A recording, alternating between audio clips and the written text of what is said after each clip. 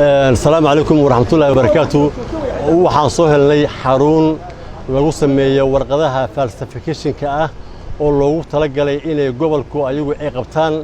xaruntaas oo ku taalo number 4 waxaa laga sameeyay warqado been abuur ah oo ay ku dhigan tahay warqadii gobolka Banaadir. waxaan la soconaa dad badan inay ka shaqeystaan warqadaha noocan ah waana dambi aad u weyn. cid kasta oo lagu helanay waxaan marinaynaa abaalka ay lahayd. waxaan kaloo ognahay meelo badan oo kamid ah magaalada Muqdisho in lagu sameeyo warqada dhalashada, warqada caafimaadka, warqado kale oo gobolku ay bixiyaan koobigoodii. waxa jira maaha qof kasta waxaa la qaadaa lacag $40.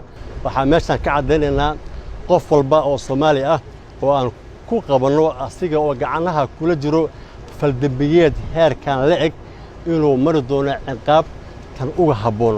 falkan aad arkaysin waa faldambiyeed waa falsification waa Cabdulla Shideeye. meel kasta oo Cabdulla Shideeye oo koobigii amba shaqadii gobolka lagu hayay waxaan ugu badanaa inaan cirib tirno waqti dhow insha Allah.